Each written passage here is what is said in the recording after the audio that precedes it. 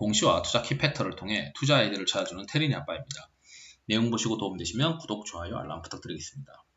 지누스를 이제 좀 봐야 되는 거 아니냐 이렇게 생각을 하는데 반덤핑 이슈 그리고 물류 관련된 대란 이런 부분에서 어느 정도 최악은 벗어났다는 느낌이 들고 거기에 이제 매트리스 수요가 미국 주택 거래를 보게 되면은 높을 수밖에 없다라고 직관적으로 느낄 수 있게 됩니다. 거기다가 이제 미국에서 공장 가동이 시작이 될 수 있죠. 내용 한번 보시면 석유화학 관련된 보고서에서 보시면 미국에서 1월 기존 주택 판매가 굉장히 많이 증가했습니다. 그리고 주택 가격도 많이 올랐고 혼자 사는 사람들이 많이 늘어났다. 그리고 기존 주택 공급은 모두 소진된다. 이렇게 될 정도로 주택이 많이 거래되고 있다는 점이죠. 그렇다면 피어 그룹들 보면은 퍼플 이노베이션도 주가가 많이 올라갔어요. 이게 위클리 단위로 제가 보는 건데. 그리고 슬립 넘버에서도 주가가 굉장히 많이 올라가 있습니다. 쭉쭉쭉쭉 올랐죠. 그리고 템퍼 실리 인터내셔널도 여기 분할을 했지만 쭉 올라갔다라고 보시면 됩니다. 그런데 지누스 같은 경우는 주봉으로 좀 회복되는 듯 했지만 반덤핑 이슈가 어느 정도 마무리되면서 주가가 반등을 했지만 이 4쿼터 때 물류 관련된 이슈가 추가로 터지면서 4분기 실적이 컨센을 하회했죠. 그나마 다행인 거는 4분기 때 이제 매출은 3분기 대비 굉장히 많이 증가합니다. 여기 분기 보고서를 보게 되면 2,700억에서 3,000억대로 늘어났지만 영업이익이 많이 줄어들죠. 그렇다면 왜 4분기 때 이렇게 이제 실적이 안 좋아졌느냐? 이걸 이제 봐야 하는데 과거의 보고서를 보게 되면 이제 이런 이슈가 있었어요. 반덤핑 제소 리스크 해소가 됐다. 그렇지만 반덤핑 제소가 해소가 되면서 반덤핑 관세율이 2.6%로 이제 끝났다라고 이제 되어 있죠. 실제로 이제 최근에 나온 공시에 보면은 그 공시를 이제 여기 기사를 더벨에서 쓴 게 있어요. 더벨 언론사에서 쓴 걸 보시게 되면 2.6%가 아니고 2.2%로 최종 마무리되었고 경쟁사 대비해서 낮은 관세율을 판정받았기 때문에 가격 경쟁력을 가질 수밖에 없다. 그리고 3월 말부터 미국에서 매트리스 공급 부족 현상이 나타나고 있다. 그렇기 때문에 일부 경쟁사가 당장 높은 반덤핑 관세를 감수하면서 미국의 매트리스를 공급하기엔 부담스러운 상황이다. 결국 경쟁사 대비 지금 현재 반덤핑 규제 상황은 유리하다라고 되어 있죠. 그렇기 때문에 이제 예전에 이게 언제 나오냐면 11월 달에 나온 보고서예요. 11월 달에 나온 보고서를 보면 3분기 때 매트리스 매출액이 전년 동기 대비 감소했다라고 되어 있는데 이게 왜 그러냐면 고객사들이 이제 가져갈 때 직접 수입 방식과 이제 인도 방식이 있는데 이 직접 수입 방식보다는 인도 방식으로 가져갔던 거죠. 반덤핑에 대한 어떤 이슈가 있으니까. 그렇게 해서 이제 3분기 때 매출이 좀 지지부진하니까 주가도 좀 레벨 다운을 했었던 걸로 기억을 하고 있고 거기에 따라서 4분기 때 이제 실적이 안 좋게 나옵니다. 4분기 실적이 이제 2억을 기록을 해버리죠. 왜 그러냐라고 이제 왜 2억을 기록을 했나 보게 되면 물류비가 많이 들었다라고 되어 있어요. 4분기에 영업이익이 1억 7천만 원으로 되어 있는데 이렇게 된 이유가 아마존에서 이제 매트리스 판매 1위를 기록하는 등 한국보다 미국에서 더 알려져 있지만 여기서 이제 4분기에 미국 반덤핑 추가 관세와 글로벌 물류 대란까지 이중고를 겪었죠. 그리고 일단 11월에 미국 현지 매트리스 업체들이 반덤핑 추가 관세 예비 판정이 발효가 됐고 이에 따라 반덤핑 관세를 추가로 예치해서 수입 통관 절차를 밟게 되면서 미국 내 주요 유통업체들이 제품 하역을 밀어놨다. 그래서 그러다 보니까 직사입 우리가 이제 재고를 부담해서 인수하는 가격이 아닌 그런 거래가 아닌 그냥 인도를 했을 때 매출을 반영하는 거래 방식이 이제 있었고 이거를 이제 다시 직사입하는 고객사들이 이제 직사입하는 방식으로 지금 현재 바뀌고 있다라는 내용이 있습니다. 이거 뒤에 또 말씀을 드리는데 지누스 관계자가 이제 이렇게 얘기를 했죠. 코로나19 영향으로 하반기 연기된 블랙 프라이드 등 대규모 판촉 행사를 대비해 재고를 늘렸는데 대형 유통업체들이 반덤핑 위험을 피하고자 구매 전략을 바꿨다. 이게 뭐냐면 직접 수입 방식이 인도 방식으로 바뀌었다. 인도 했을 때 매출로 인식하는 방식으로 바뀌다 보니까 이거를 이제 컨테이너에다가 임시 창고까지 써가지고 그 물건을 이제 재워놓고 있다 보니까 비용이 계속 통관 물류비가 이제 계속 들었던 거죠. 그렇다 보니까 시장에서는 4분기 어닝 쇼크가 났다 보니 이거 너네 이거 해소될 수 있는 거냐, 해소되는 걸 확인해야 좀 더 자신 있게 살 수 있는 거 아니냐, 이렇게 이제 생각을 하는 거죠.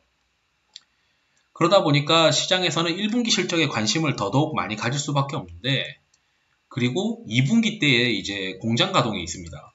그러니까 미국에서 그 반덤핑 이슈가 있다 보니까, 그렇다면 미국에서 공장을 만들면 이 반덤핑 이슈가 해소가 되고 그 마진을 더 챙길 수 있잖아요. 이 최소한 2%의 마진을 더 챙길 수가 있죠. 관세에 대한 어떤 이슈에서 벗어나게 되니까.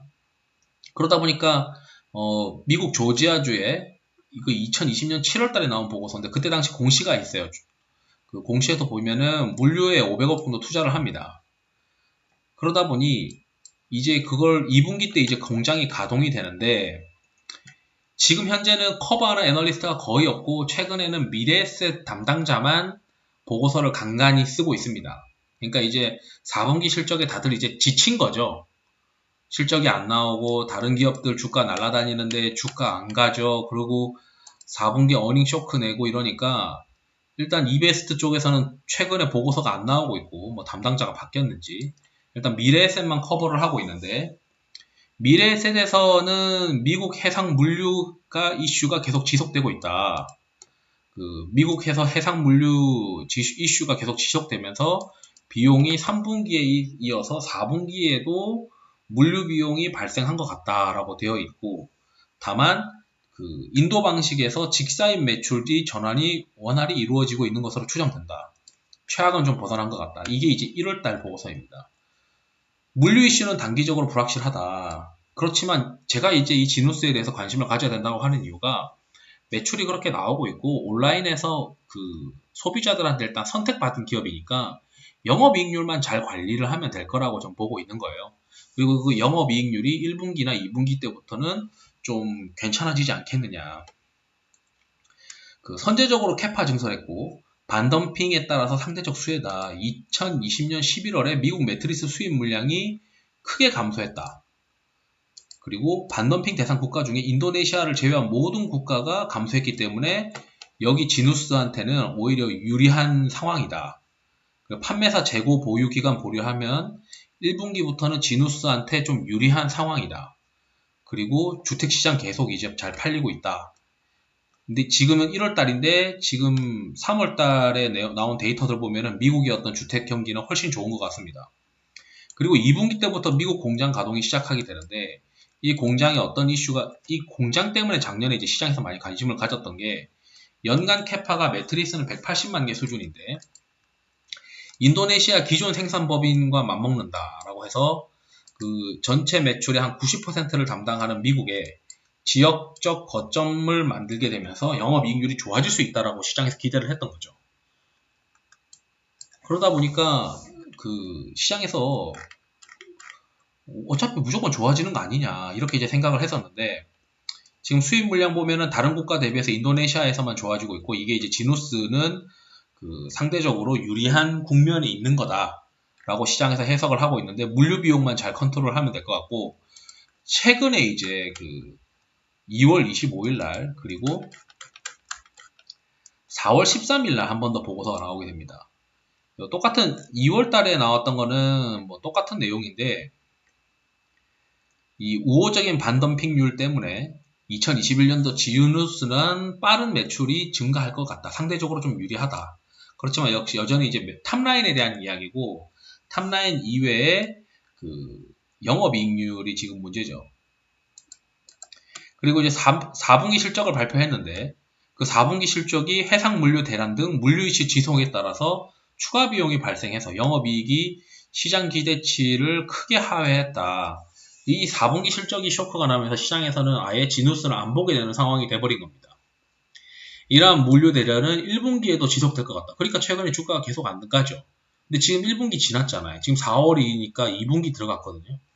그럼 이제 2분기 때는 어떻게 봐야 되는지 지누스에 대한 이야기가 있습니다. 이제 최악은 다 지나갔고 1분기까지 물류 비용 들어갔고 2분기 때부터는 그 미국에서 공장 가동이 시작되니까 인도네시아 반덤핑률에 대한 유리한 것도 있지만 미국에서 공장이 가동되는 거에 대해서 시장에서 다시 한번 관심을 가질 수 있고 영업이익률이 회복될 수 있는 기반이 2분기 때부터 발생하지 않겠느냐.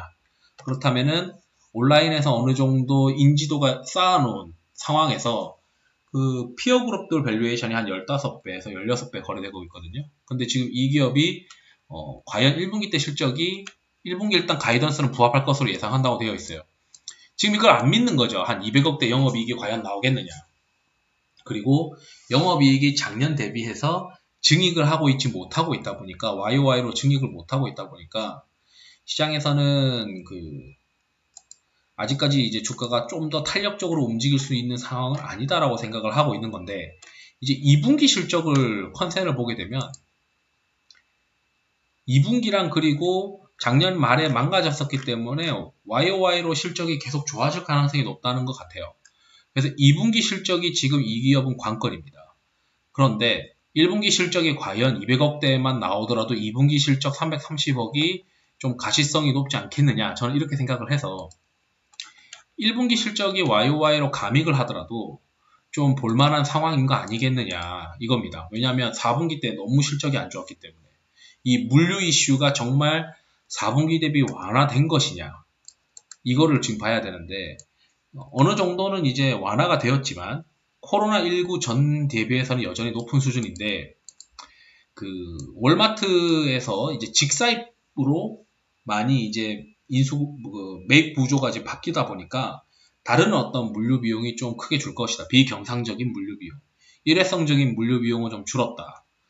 그리고 나서 이제 전체 매출에서 직사입하는 비중이 60에서 65% 수준으로 일단 코로나 전 수준으로 회복했다. 이 기업을 지금 커버하는 애널리스트가 제가 봤을 때 실질적으로 미래에셋 한 군데밖에 없어요. 지금 다른 애널리스트 다 떨어져 나갔고 거의 뭐 포기 단계로 간 건지 아니면 담당자들이 바뀌었는지 다른 회사로 이직을 했던지 뭐 여러 가지가 있겠지만 이 정도로 월 단위로 한 번씩 회사 탐방 가가지고 보고서 쓸 정도면은 회사에서 꽤 많이 알려줬을 거고 이게 어느 정도 맞다라고 전 생각이 듭니다. 다만 이 시장에서는 1분기도 감익인데 지금 굳이 봐야 돼? 근데 제가 봤을 때는 2분기 때부터 미국 공장이 가동하거든요. 그러면은 인도네시아에서 미국으로 가는데 생기는 어떤 비용들이 있고 미국 자체에서 생산하게 되면은 거기서 이제 생산하게 되니까 인도네시아에서 미국 가는 비용들 그리고 거기서 물류 비용들 이런 것들이 확 줄어들 수 있잖아요. 거기다가 이제 미국에서 아웃도어 가구까지 출시하면서 카테고리를 확장하려고 합니다.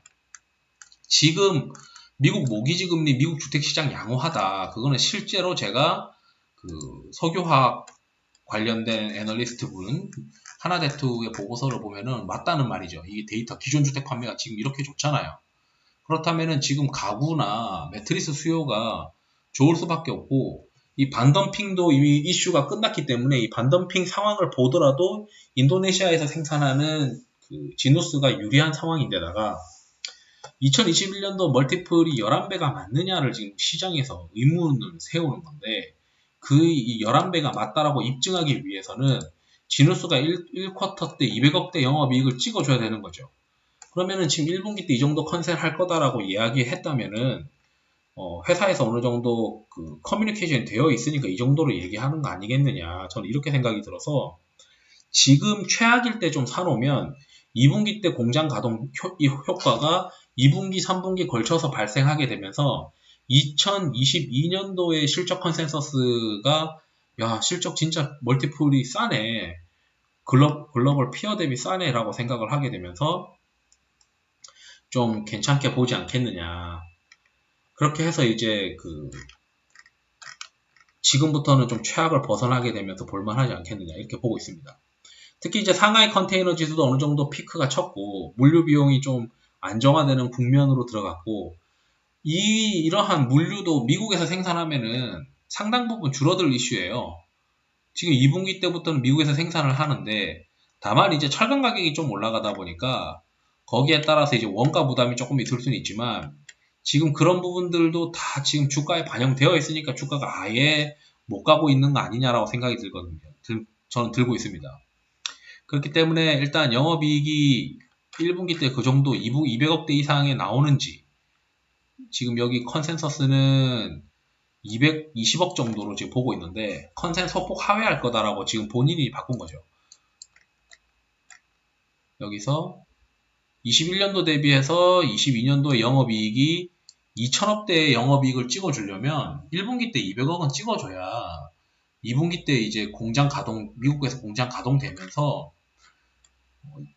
2022년도에 실적 이 정도 찍어주면서 멀티플 8배니까 업사이드가 50% 이상에서 한 더블까지도 볼 수 있는 상황 아니냐라고 주장했을 때 시장에서 먹히기 때문에 이번 1분기 실적이 200억대를 찍어주는지 관건이고 200억대를 찍지 못하더라도 이 정도로 어느 정도 영업이익이 회복한다는 거는 물류비용 컨트롤이 어느 정도 되는 거고 그 시장에서 지누스를 2021년도에 2분기 미국 공장 가동을 엄청나게 기다린 분들이 많아요.